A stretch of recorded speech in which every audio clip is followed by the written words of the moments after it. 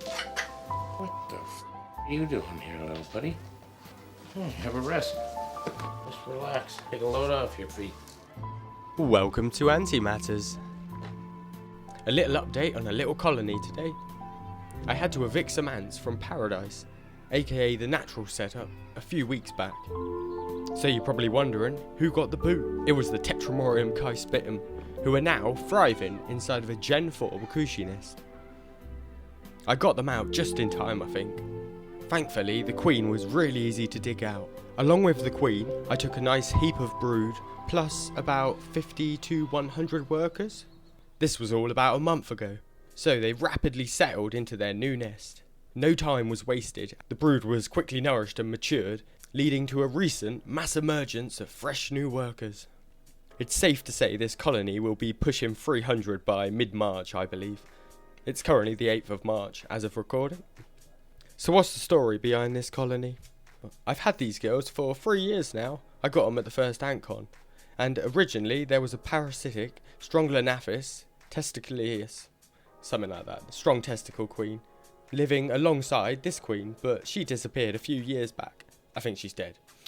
After living in artificial setups for a couple years, they eventually ended up in a natural setup and were being quite good neighbours until they weren't.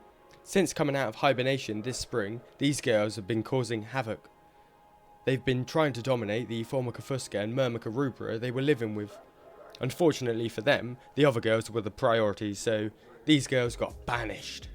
Along with their banishment, they've also been kept on a diet of 1 cricket every couple of weeks. Unfortunately, this has had little effect though. It's slightly concerning. At the time of banishment, I wasn't entirely convinced that it was the right thing to do, but now I'm 100% okay with that. They'd undeniably adversely affect the other colonies if they remained, and likely kill everything. Ants, bugs, plants, the lot. Do I regret putting them in there? No, I had a year off cleaning and maintaining them, and basically they'd got to play wild for a while. I think both parties won. Their only link to the wild now is this weird soil maybe, or trash, they dragged into their test tube whilst they were being separated.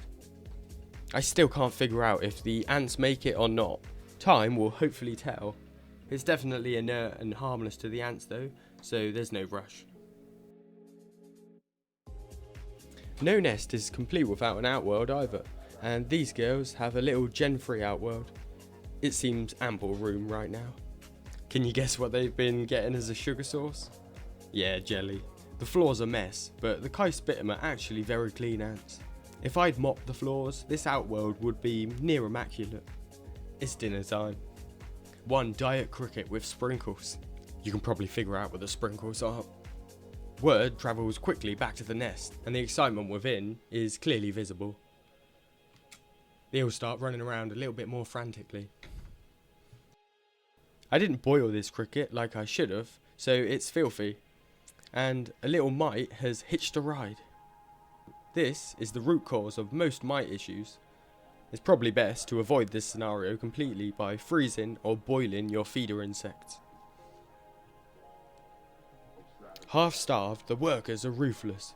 They're wasting no time trying to both break into the exoskeleton and drag it home, with mixed results. I was expecting action in the moving department, so I set up a little time lapse. Apart from a couple ants nearly drowning in the background though, captured nothing. So I had a little word with the ants. I offered them a 12% pay rise over 30 months and a really good pension that they can pay into as a last resort. Silently, the girls got back to work. They didn't even discuss the retirement age though, sucks that it's 81. You may have noticed a distinct lack of a certain colony member up till now. The queen ran off to the dark tube of the Gen 4 nest. The bane of filming Gen 4, and I guess general observation as well. The nests are fabulous for the ants. However, when the ants are hidden, it might as well be a natural setup. Rant over. Luckily for us, the queen eventually came out. I was totally expecting she'd skip this episode, so it was a real honour. She's no giant, but compared to her daughters, she's a whopper. She has that typical Tetramorium head, with the front to back texture as well, like little lines. See that special worker near her feet as well? I swear I saw her earlier.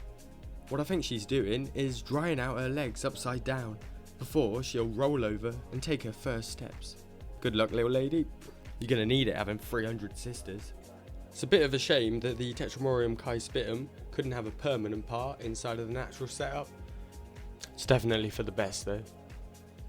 There is still a sizable population of queenless workers inside of the setup though. Gradually numbers are coming down, but there must be a few hundred left. Going forward with this colony, I'm expecting them to grow quite sizably in the next couple months. I don't think it will take them very long at all to fill out their small nest at the minute. In a couple months when they've outgrown it, I'll be sure to make a little video on them getting an upgrade too. Let's see how much they grow this season. Anyway, I hope you enjoyed today's video. Thanks for watching. Until next time, may your ants live long and prosper. Have a fabulous week, and bye!